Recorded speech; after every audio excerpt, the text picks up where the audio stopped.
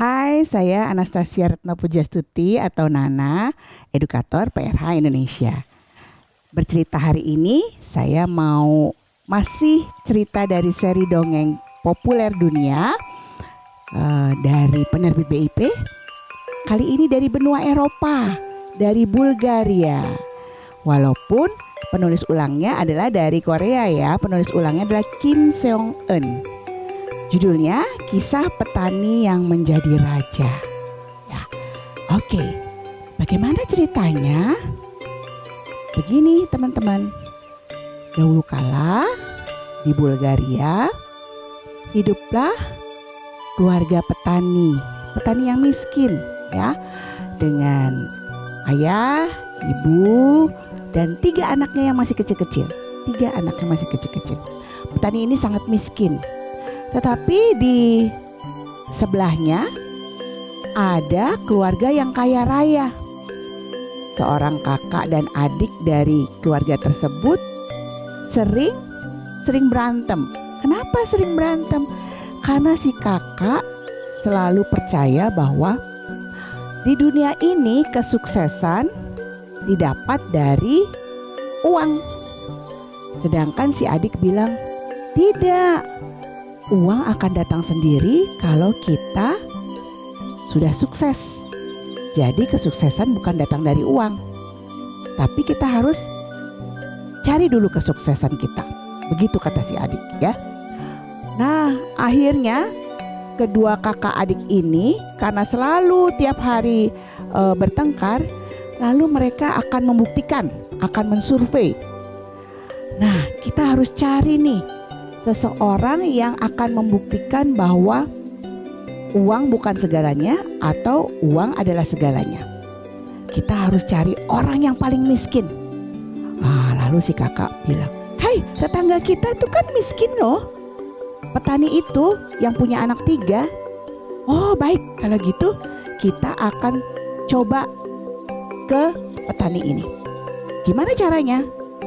Akhirnya kakak adik ini memberikan 50 keping emas.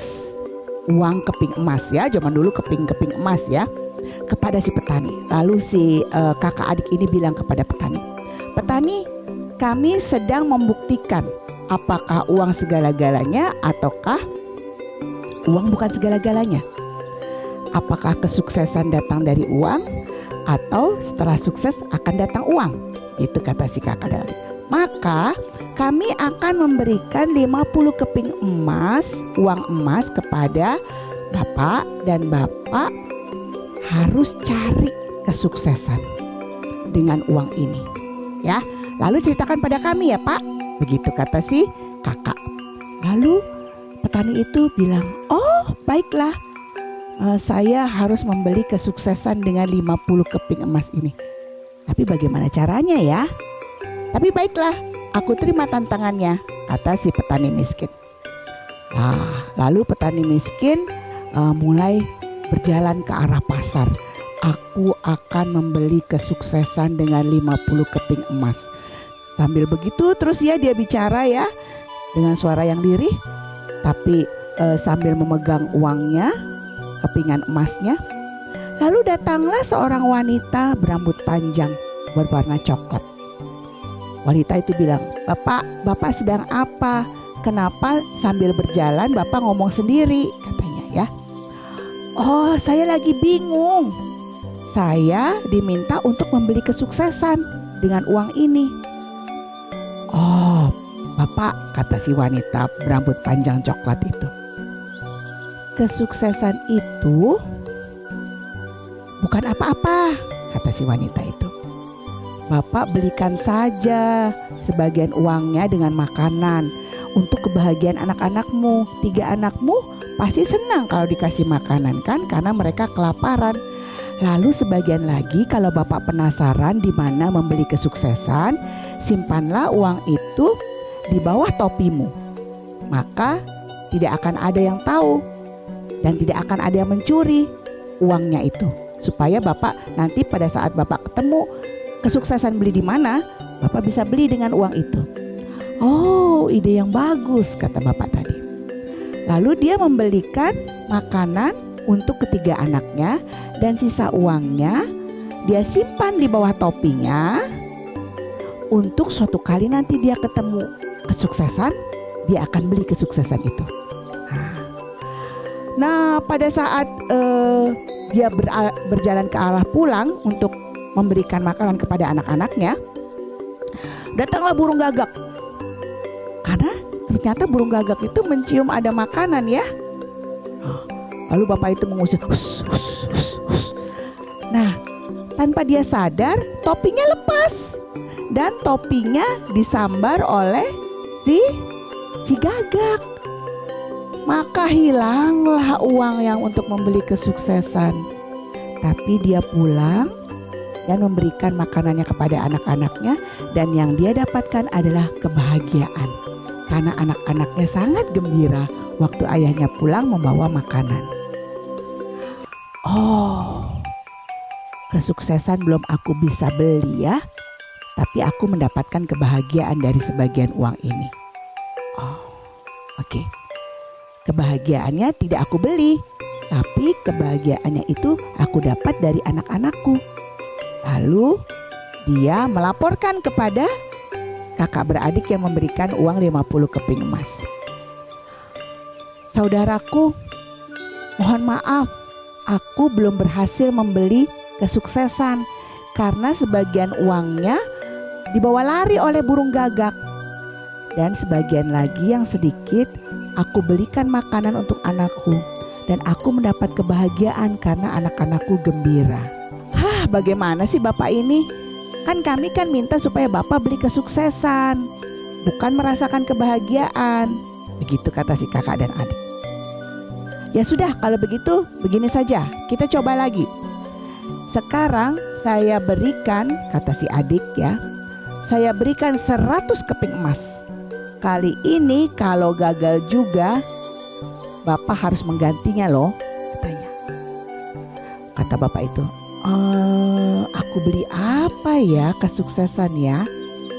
Tapi baiklah, aku terima tantangannya, kata si petani miskin.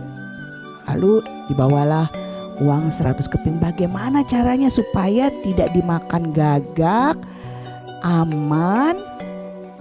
Aku taruh mana ya? Nah, dia bicara di depan rumahnya. Lalu tanpa disangka-sangka datang lagi perempuan rambut panjang coklat itu. Perempuan itu bilang, Bapak sekarang diberi uang lagi? Iya, saya diberi uang lagi, kali ini lebih banyak, tapi saya takut hilang lagi uangnya. Saya taruh di mana ya?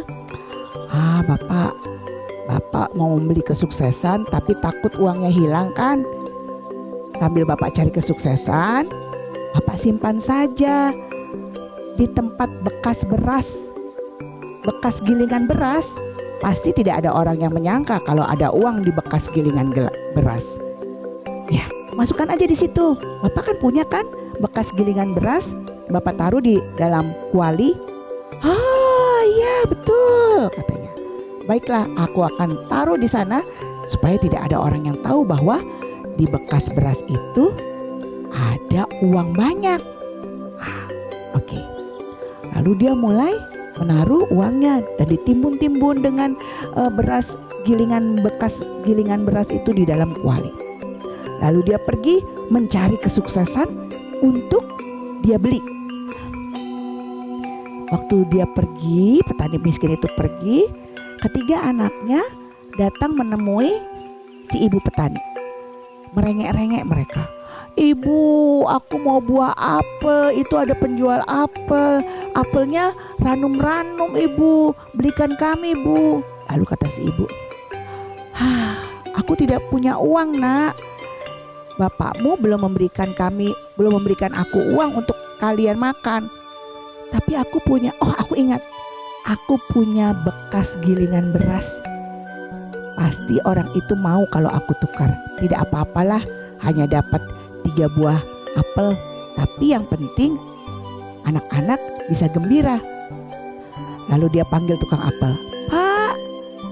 Hai, nama saya Anastasia Retno Pujastuti, biasa dipanggil Nana. Saya edukator PRH Indonesia.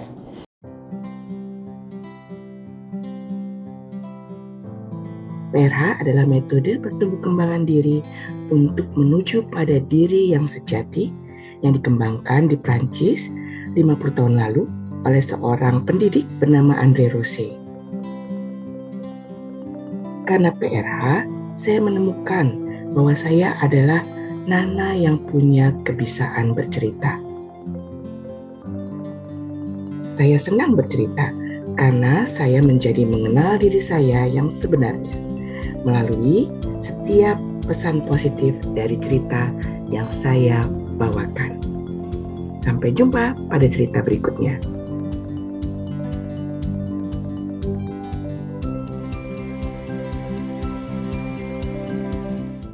Bapak maukah kalau saya bertukar dengan bekas gilingan beras, namanya bekatul, bisa untuk makanan ternak-ternak. Oh ya, aku di rumah punya ternak. Bolehlah kalau begitu. Aku akan berikan 3 buah apel dan ibu memberikan aku bekatul. Baiklah, aku cari dulu ya bekatulnya. Wah, ternyata si ibu itu ingat. Bekatulnya ditaruh dalam kuali. Lalu dia ambil kualinya dan diberikan kepada tukang penjual apel. Mereka dapat 3 apel. Anak-anaknya gembira sekali makan apel yang ranum. Dan kualinya sudah dibawa pulang oleh tukang apel.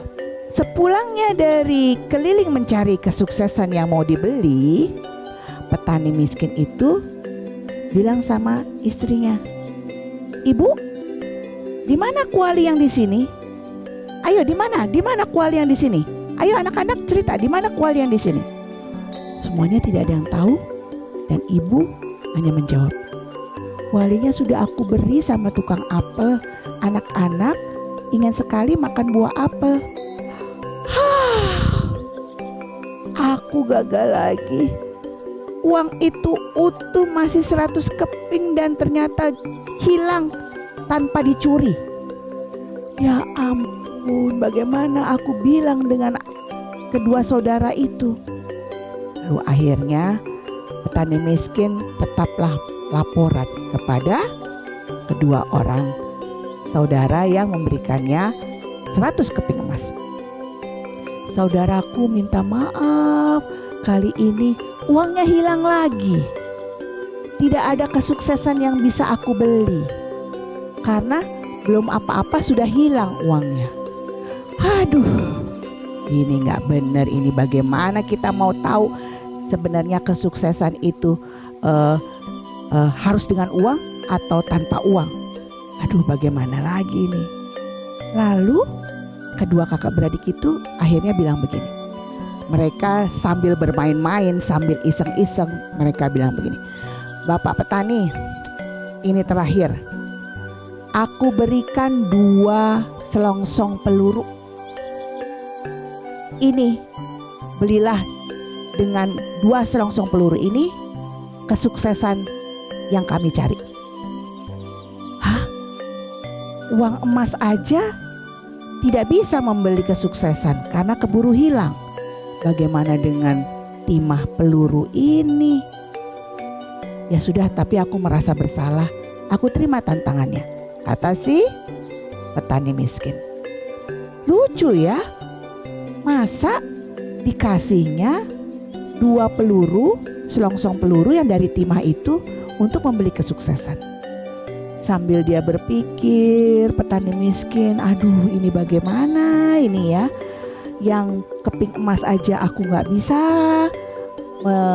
mendapatkannya, bagaimana dengan selongsong timah ini? Sedang berpikir demikian, datang lagi wanita berambut panjang berwarna coklat. Katanya gini, "Pak, percayalah padaku. Sekarang Bapak buat jala yang besar dengan 100 selongsong peluru seperti ini. Bapak harus beli selongsong peluru seperti ini 100 buah. Lalu tempelkan di dalam jaring-jaring ikan yang besar. Lalu Bapak berlayarlah ke laut selama 10 hari. Yang didapatkan di hari ke-10 itulah yang membuat Bapak menjadi sukses." Berpikirlah si petani miskin itu, apakah aku harus mempercayai wanita ini? Sudah 2 kali dia memberikan usulan, tetapi dua kali pula aku gagal. Tapi tidak apalah, ini kali ketiga aku coba lagi. Akhirnya petani yang tidak biasa pergi berlayar untuk menangkap ikan berpikir bagaimana dia harus membuat jaring yang besar untuk seorang nelayan yang baru akan pergi ke laut. Dia buat jaring yang besar, tapi ini berbiaya ini. Bagaimana caranya ya? Lalu akhirnya dia bekerja keras, mencari kayu bakar, menghasilkan segala tanaman yang ada di ladangnya untuk membuat jaring yang besar. Sepanjang hari bekerja di ladang, malam harinya membuat kail, membuat jaring yang besar dengan timah 100 selongsong peluru yang dia harus beli. Dia lakukan walaupun sangat lambat, tapi dengan tekad, saya perlu membuat jaring besar ini dan saya pergi ke laut untuk berlayar 10 hari, dan hari ke-10 saya akan mendapatkan kesuksesan dan saya akan lapor kepada 2 orang kakak adik itu. Dengan peluh, dengan segala tenaga usaha, akhirnya petani miskin itu berhasil membuat jaring besar dengan 100 selongsong peluru yang menempel di jaring tersebut. Dan dia pergi ke laut selama 10 hari. Hari pertama sampai hari ke-9 tentu saja sebagai petani dia tidak bisa menjadi nelayan yang tangguh. Hampir putus asa, tapi dia teringat hari ke-10, hari ke-10. Di hari yang ke-10, jaring yang besar itu berhasil menangkap 1 ikan berwarna emas. Ikan yang cantik sekali, warnanya emas. Wah, dia senang sekali. Wah, aku menangkap ikan berwarna emas. Lalu dia bawa pulang ikan itu dan dia serahkan kepada istrinya. Istriku, aku mendapatkan seekor ikan emas. Wah, istrinya sangat senang. Ayo kita masak. Dan pada saat dipotong ikan itu, di dalamnya ada batu permata yang indah sekali, bersinar lewat matanya, mata ikan. Lalu mereka sangat tercengangkan. Wow, kalau gitu aku akan persembahkan batu ini kepada raja di daratan, karena ini pasti dari raja di lautan. Pergilah petani miskin itu menghadap raja. Raja yang bijaksana, saya ingin memberikan hadiah ini untuk raja, karena saya percaya ini adalah hadiah dari raja di lautan untuk raja di daratan. Setelah dilihat batu permata itu besar dan sangat indah, raja sangat senang sekali. Dan kemudian raja bilang kepada bapak petani itu, ceritakanlah bagaimana engkau mendapatkan bongkahan permata ini. Lalu diceritakanlah kepada sang raja bagaimana dia 10 hari berlayar dan menangkap seekor ikan emas. Akhirnya raja bilang begini, karena engkau sudah memberikan hadiah ini dari jerih payahmu kepadaku, selama 9 hari jerih payahmu sebelum mendapatkan ikan itu, maka kalau engkau berjalan dari sini sampai 9 hari, kemanapun tanah yang kau injakkan adalah milikmu. Dan semua yang ada di sekitar tanah yang 9 hari engkau injak itu adalah milikmu. Wah, selama 9 hari petani miskin berjalan sengaja ke daerah-daerah yang sangat subur, ke daerah-daerah yang penuh dengan kekayaan alam. Akhirnya jadilah petani miskin itu seorang raja yang baru, karena dia menguasai semua tanah dan harta benda yang ada di sekitar daerah yang dia injakkan kakinya di tanah tersebut. Dan terdengarlah oleh kedua saudara yang memberikan keping emas dan 2 selongsong peluru timah. Wah, dia sudah sukses, kata 2 kakak adik itu. Ayo kita tanya, Bagaimana dia membeli kesuksesan itu? Padahal terakhir kita hanya memberikan 2 selongsong peluru timah. Datanglah mereka lalu menanyakan, "Bapak petani, raja baru, ceritakan pada kami bagaimana engkau mendapatkan kesuksesan." Dan petani miskin yang sudah menjadi raja baru itu mengatakan, "Kesuksesan hanya didapatkan kalau engkau bekerja keras. Bahkan pada saat engkau tidak tahu apa yang engkau lakukan, tapi engkau berniat baik untuk bekerja keras, maka kesuksesan akan datang.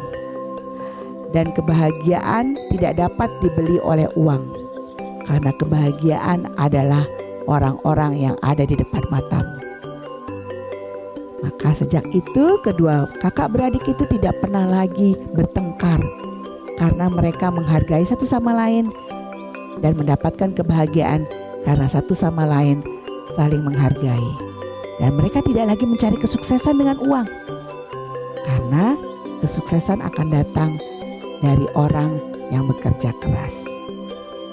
Itu cerita dari Bulgaria, dan saya mendapat pelajaran bahwa saya berjuang, maka saya mendapatkan kesuksesan dan kebahagiaan yang datang dari dalam diri saya, bukan dari uang. Bagaimana dengan Anda? Coba direnung-renungkan ya. Kita ketemu lagi dalam bercerita di waktu yang lain. Bye.